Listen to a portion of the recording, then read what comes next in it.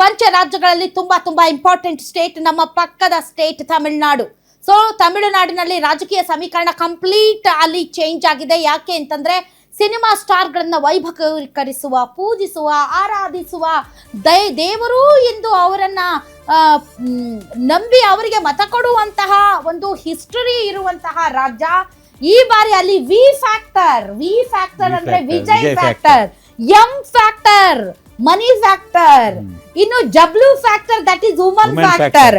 So money factor, woman factor, V factor and ಆಡಳಿತ ವಿರೋಧಿ ಅಲೆ ಯಾವ ರೀತಿ ಇದೆ, ಅಲ್ಲಿ ಏನಾಗಬಹುದು? ಡಿಎಂಕೆ ಎಐಡಿಎಂಕೆ ನೇರ ಫೈಟ್, ಬಟ್ ಆಯಾ ಪಾರ್ಟಿಗಳ ಜೊತೆಗೆ ಕೆಲವೊಂದು ಸಣ್ಣ ಪುಟ್ಟ ಮೈತ್ರಿ ಪಕ್ಷಗಳು ಡಿಎಂಕೆ ಮತ್ತು ಎಐಡಿಎಂಕೆ ಅಲ್ಲಿ ಹೆಂಗೆ ಅಂದ್ರೆ ಒಂದ್ಸರಿ ಡಿಎಂಕೆ ಒಂದ್ಸರಿ ಎಐಡಿಎಂಕೆ, ಬಟ್ ಕಳೆದ 2 ಬಾರಿ ಅದು ಬ್ರೇಕ್ ಆಯ್ತು.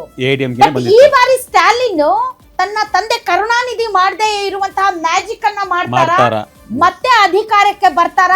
ಸೊ ತಮಿಳುನಾಡಿನ ಡೆಮೋಗ್ರಫಿ, ಪೊಲಿಟಿಕಲ್ ಸ್ಟ್ರಾಟಜಿ ಸೇರಿದಂತೆ ಹೊಸ ಎಂಟ್ರಿ ವಿಜಯ್ ದಳಪತಿ. ಬನ್ನಿ ಹೇಗಿದೆ ನೋಡೋಣ.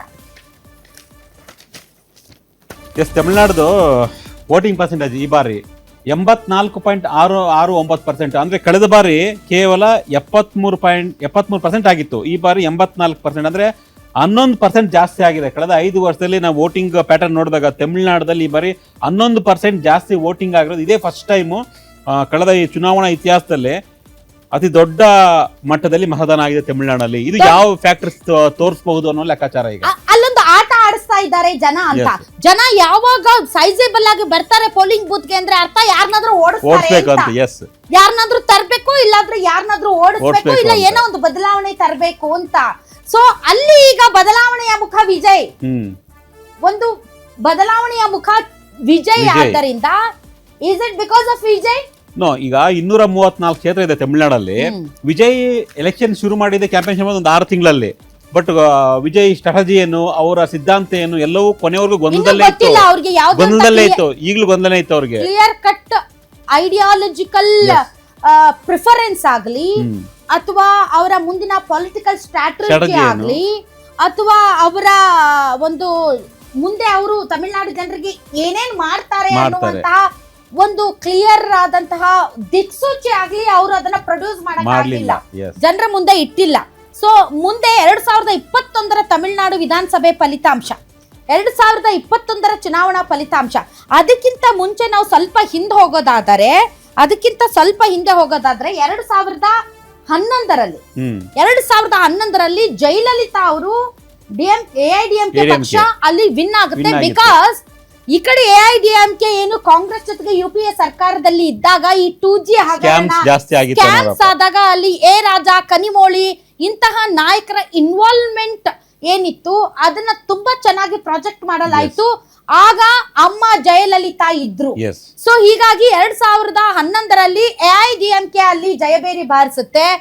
ಬಟ್ ಅಲ್ಲಿ ಇನ್ನೊಂದು ಒಂದು ಏನು ಅಂತಂದ್ರೆ ಮೊಮೆಂಟಮ್ ಬ್ರೇಕ್ ಆಯ್ತು. ಒಂದ್ಸರಿ ಡಿಎಂಕೆ ಆದ್ರೆ ಇನ್ನೊಂದ್ಸರಿ ಎಐಡಿಎಂಕೆ ಆದ್ರೆ ಮತ್ತೆ ಡಿಎಂಕೆ. ಬಟ್ 2011 ನಂತರ 2016ಕ್ಕೆ ಮತ್ತೆ ಜಯಲಲಿತಾ ಅಗೇನ್ ವಿನ್ ಆಗ್ತಾರೆ. ಜಯಲಲಿತಾ ಅಲ್ಲಿ ಬೇರೆ ಪಾರ್ಟಿಗಳ ಜೊತೆಗೆ ಮೈತ್ರಿ ಮಾಡ್ಕೊಳ್ಳಲ್ಲ, ಸಿಂಗಲ್ ಆಗಿ ಸ್ಪರ್ಧೆ ಮಾಡ್ತಾರೆ. ಸಿಂಗಲ್ ಆಗಿ ಸ್ಪರ್ಧೆ ಮಾಡಿ ಮತ್ತೆ ಅಧಿಕಾರಕ್ಕೆ ಬರ್ತಾರೆ. ಸೊ 2016ರಲ್ಲಿ ಮತ್ತೆ ಅಧಿಕಾರಕ್ಕೆ ಬರ್ತಾರೆ. ಬಂದ ಮೇಲೆ 2021ಕ್ಕೆ ಜಯಲಲಿತಾ ಇಲ್ಲ, ಜಯಲಲಿತಾ ನಿಧನರಾಗ್ತಾರೆ. ಎಐಡಿಎಂಕೆ ಪಾರ್ಟಿಯಲ್ಲಿ ಸಕ್ಸೆಸರ್ ಯಾರು, ಉತ್ತರಾಧಿಕಾರಿ ಯಾರು ಅನ್ನೋದ್ರ ಬಗ್ಗೆ ತೀವ್ರ ಗೊಂದಲ ಶುರುವಾಗುತ್ತೆ. ಕರುಣಾನಿಧಿ ಮತ್ತು ಜಯಲಲಿತಾ ಇಲ್ಲದೆ ಇರುವಂತಹ ಮೊದಲ ಎಲೆಕ್ಷನ್ ಅದು. ಅದರಲ್ಲಿ ಡೆಫಿನೆಟ್ಲಿ ಸ್ಟಾಲಿನ್ ಅವರನ್ನ ಡಿಎಂಕೆ ಪ್ರೊಜೆಕ್ಟ್ ಮಾಡುತ್ತೆ. ಆದ್ರೆ ಎಐಡಿಎಂಕೆಗೆ ಪ್ರೊಜೆಕ್ಟ್ ಮಾಡೋದಕ್ಕೆ ತುಂಬಾ ದೊಡ್ಡ ಲೀಡರ್ ಯಾರು ಇರೋದಿಲ್ಲ. ಬಹಳಷ್ಟು ರಾಜಕೀಯವಾಗಿ ಶಶಿಕಲಾ, ದಿನಕರನ್ ಸಪರೇಟ್ ಪಾರ್ಟಿ ಮಾಡ್ತಾರೆ. ಹೀಗಾಗಿ ಅಲ್ಲಿ ಗೊಂದಲಗಳು ಸೃಷ್ಟಿ ಆಗ್ತವೆ. ಸ್ಟಾಲಿನ್ ಅವರು ಗೆಲ್ತಾರೆ. ಈಗ ಮತ್ತೆ ಚುನಾವಣೆ ಬಂದಿದೆ.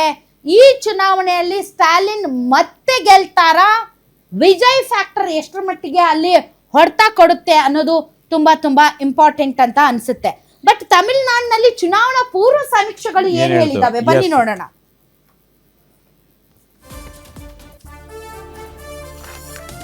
ಎಸ್, INS ಮ್ಯಾಟ್ರಿಕ್ಸ್ ಸಂಸ್ಥೆ ಏನು ಚುನಾವಣಾ ಪೂರ್ವ ಸಮೀಕ್ಷೆ ಮಾಡಿತ್ತು.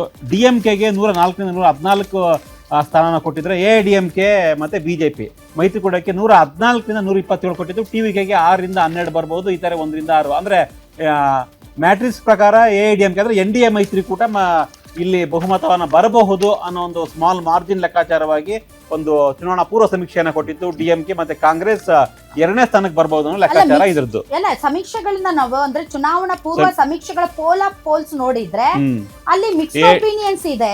ಬಟ್ AIDMK ಸ್ವಲ್ಪ ಜಾಸ್ತಿ ಇದೆ, ಅಂದ್ರೆ ಲಿಟಲ್ ಮಿಟ್ ಮಾರ್ಜಿನ್ ಬರಬಹುದು ಅನ್ನೋ ಲೆಕ್ಕಾಚಾರವಾಗಿ AIDMK ಪರವಾಗಿ ಕೆಲವೊಂದಿಷ್ಟು ಜಾಸ್ತಿ ಸಮೀಕ್ಷೆಗಳು ಕಾಣಿಸ್ತಾ ಇತ್ತು. ಚುನಾವಣಾ ಪೂರ್ವ ಸಮೀಕ್ಷೆ ಈ ನೋಡಿ, ತಂತಿ ಅಗ್ನಿ ನ್ಯೂಸ್ ಮತ್ತು ಲೋಕ್ ಪೋಲ್ DMK ಪ್ಲಸ್ ಕೊಟ್ಟಿದ್ದಾರೆ.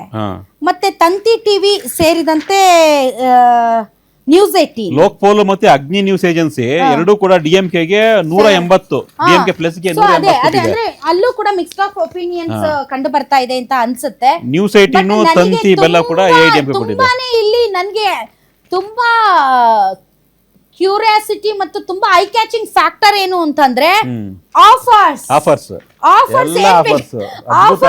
ಚುನಾವಣಾ offer, Ugadi offer, Dasara offer, ಆ ತರ ಆಫರ್ಗಳನ್ನ ನಾವ್ ಏನ್ ನೋಡ್ತೀವಿ ಅದೇ ರೀತಿ ತಮಿಳ್ನಾಡು ಇದು ಐತಿಹಾಸಿಕವಾಗಿ ಸಾಂಪ್ರದಾಯಿಕವಾಗಿ ಮೊದಲಿಂದ ಆಫರ್ ಕೊಡ್ತಾನೆ ಇದೆ. ಕುಕ್ಕರ್ಗಳು ನಾವೇನ್ ಈಗ ನೋಡ್ತಿದೀವಿ, ನಾವ್ ಈಗೇನ್ ನೋಡ್ತಾ ಇದೀವಿ, ಅಮ್ಮ ಕ್ಯಾಂಟೀನ್, ನಮ್ದು ಇಂದಿರಾ ಕ್ಯಾಂಟೀನ್ ಗಿಂತ ಮುಂಚೆನೆ 10 ವರ್ಷದ ಮುಂಚೆನೆ ಅವ್ರ ಅಮ್ಮ ಕ್ಯಾಂಟೀನ್ ಮಾಡಿದ್ರು.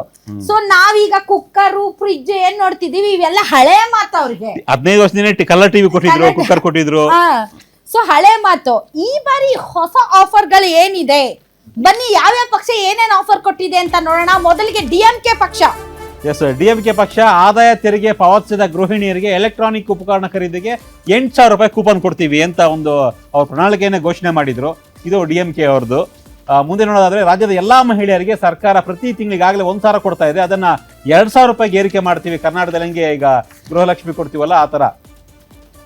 ಇನ್ನು ರಾಜ್ಯಾದ್ಯಂತ 5ರಿಂದ 8ನೇ ತರಗತಿ ವಿದ್ಯಾರ್ಥಿನಿಯರಿಗೆ ಮುಖ್ಯಮಂತ್ರಿ ಉಚಿತ ಉಪಹಾರ ಯೋಜನೆ, ಈಗಾಗಲೇ ಮಿಡ್ ಡೇ ಮೀಲ್ಸ್ ಇದೆ, ಅದನ್ನ ಮತ್ತಷ್ಟು ವಿಸ್ತರಣೆ ಮಾಡೋ ಒಂದು ಯೋಜನೆಯನ್ನ ಈಗಾಗಲೇ ಘೋಷಣೆ ಮಾಡಿದ್ದಾರೆ. ವಿಶೇಷವಾಗಿ ಈ ಬಾರಿ ಕೃಷಿಕರಿಗೆ ಪಂಪ್ ಸೆಟ್ ಫ್ರೀ ಆಗಿ ಕೊಡ್ತೀವಿ ಅಂತ DMK ಪ್ರಣಾಳಿಕೆಯಲ್ಲೇ ದೊಡ್ಡ ಮಟ್ಟದ ಆಫರ್ ಅನ್ನ ಘೋಷಣೆ ಮಾಡಿತ್ತು. ಒಂದು ಪಂಪ್ ಸೆಟ್ ಗೆ ಅಷ್ಟು ಸುಲಭ ಅಲ್ಲ, ಹೆಚ್ಚು ಕಮ್ಮಿ 1 ಲಕ್ಷ ರೂಪಾಯಿ ಖರ್ಚಾಗುತ್ತೆ ಒಂದು ಪಂಪ್ ಸೆಟ್ ಗೆ. ಯಾವ ತರ ಕರ್ನಾಟಕದಲ್ಲಂತೂ ತುಂಬಾ ಜಾಸ್ತಿ ಆಗಿದೆ. ಪಂಪ್ ಸೆಟ್ ಫ್ರೀ ಕೊಡ್ತೀವಿ ಅನ್ನೋ ಒಂದು ಆಶ್ವಾಸನೆ ಕೊಟ್ಟಿದ್ದಾರೆ. ಸೊ ಇದು DMK offer.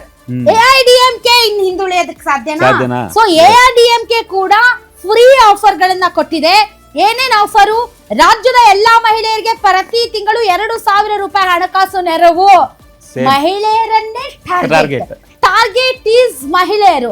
They know woman power is a supreme power. ತಮಿಳುನಾಡಲ್ಲಿ ಮೆನ್ ಗಿಂತ ವುಮೆನ್ ವೋಟರ್ಸ್ ಜಾಸ್ತಿ. ಹೌದು, ವುಮೆನ್ ವೋಟರ್ಸ್ ಜಾಸ್ತಿ ಇದ್ದಾರೆ. ಇವನ್ ವೆಸ್ಟ್ ಬೆಂಗಾಲ್ ಅಲ್ಲೂ ಅಷ್ಟೇ. ಸೊ ಈ ಬಾರಿ ಚುನಾವಣೆಯಲ್ಲಿ ಮೇಜರ್ ಸೈಜಬಲ್ ಸೀಟ್ಸ್ ಇರುವಂತಹ ದೊಡ್ಡ ದೊಡ್ಡ ಸ್ಟೇಟ್ ಗಳಲ್ಲಿ ಹೆಚ್ಚು ಕಾನ್ಸಂಟ್ರೇಷನ್ ಮಹಿಳೆಯರ ಮೇಲೆ. ಯಾಕೆ ಅಂದ್ರೆ ಎಲ್ಲಾ ಪಾರ್ಟಿಗಳಿಗೂ ಗೊತ್ತಾಗಿದೆ ಮಹಿಳೆಯರು ಸರ್ಕಾರಗಳ ಭವಿಷ್ಯವನ್ನ ನಿರ್ಧಾರ ಮಾಡುವಂತವ್ರು ಅಂತ. So don't under estimate woman power. So ಹಾಗಾಗಿನೇ ಆಫರ್ಗಳ ಮೇಲೆ ಆಫರ್, ಎಸ್ಪೆಷಲಿ ಮಹಿಳೆಯರಿಗೆ. ರಾಜ್ಯದ ಎಲ್ಲಾ ಮಹಿಳೆಯರಿಗೆ ಪ್ರತಿ ತಿಂಗಳು 2,000 ರೂಪಾಯಿ ಹಣಕಾಸು ನೆರವು. ಪ್ರತಿ ಕುಟುಂಬಕ್ಕೂ ಒಂದು ಬಾರಿ 10,000 ರೂಪಾಯಿ ಹಣಕಾಸು ನೆರವು. ರೇಷನ್ ಕಾರ್ಡ್ ದಾರ ಮಹಿಳೆಯರಿಗೆ ಉಚಿತ ಫ್ರಿಡ್ಜ್, ವರ್ಷಕ್ಕೆ 3 LPG cylinder fridge free. AIDMK vote ಹಾಕಿದ್ರೆ ಫ್ರಿಡ್ಜ್ ಅನ್ನ ಫ್ರೀಯಾಗಿ ಕೊಡ್ತಾರಂತೆ ಕುಟುಂಬಕ್ಕೆ, ಮಹಿಳೆಯರಿಗೆ, ರೇಷನ್ ಕಾರ್ಡ್ ಇರೋರ್ಗೆ. ಮಹಿಳೆಯರ ಜೊತೆಯಲ್ಲಿ ಈಗ ಮಹಿಳೆಯರಿಗೆ ಫ್ರೀ ಬಸ್ ಇದೆ, ಮಹಿಳೆಯರ ಜೊತೆಗೆ ಪುರುಷರಿಗೂ ಕೂಡ ಫ್ರೀ ಬಸ್. ಈಗ ಮಹಿಳೆಯರಾದ್ರೆ ದೇವಸ್ಥಾನಗಳಿಗೆ ಅಲ್ಲಿಗೆ ಇಲ್ಲಿಗೆ ಹೋಗ್ತಾರೆ, ಗಂಡಸರು ಎಲ್ಲಿಗೆ ಹೋಗ್ತಾರೆ ಪಾಪ, ದುಡಿಬೇಕಲ್ಲ, ದುಡಿಯೋದ್ ಬಿಟ್ಟು ಫ್ರೀಯಾಗಿ ಬಸ್ ಇದೆ ಅಂತ ಓಡಾಡಕ್ ಆಗಲ್ಲ ಅವ್ರಿಗೆ. ಸೊ ಇನ್ನು ವಸತಿ ರಹಿತ ಬಡ ಕುಟುಂಬಗಳಿಗೆ ಉಚಿತ ಕಾಂಕ್ರೀಟ್ ಮನೆ ನಿರ್ಮಾಣ, ಶೈಕ್ಷಣಿಕ ಮತ್ತು ಕೃಷಿ ಸಾಲ ಸಂಪೂರ್ಣ ಮನ್ನಾ. This is very very important. ಕೃಷಿ ಸಾಲ ಸಂಪೂರ್ಣ ಮನ್ನಾ. ಕುಮಾರಸ್ವಾಮಿ ಅವರು, ತಮಗೆ ನೆನಪಿದೆ, ಕುಮಾರಸ್ವಾಮಿ ಅವರು ಮತ್ತು ಕಾಂಗ್ರೆಸ್ ಆಡಳಿತ ಬಂದಂತಹ ಸಂದರ್ಭದಲ್ಲಿ ಕುಮಾರಸ್ವಾಮಿ ಅವರು ಒಂದು ಜನರಿಗೆ ಭರವಸೆ ಕೊಟ್ಟಿದ್ರು, ಕೃಷಿ ಸಾಲ ಸಂಪೂರ್ಣ ಮನ್ನಾ ಮಾಡ್ತೀನಿ ಅಂತ ಮಾಡಿದ್ರು ಕೂಡ. ಈಗ AIDMK ಕೂಡ ಅದನ್ನೇ ಪ್ರಾಮಿಸ್ ಮಾಡ್ತಾ ಇದೆ, ಮನ್ನಾ ಮಾಡಿತ್ತು.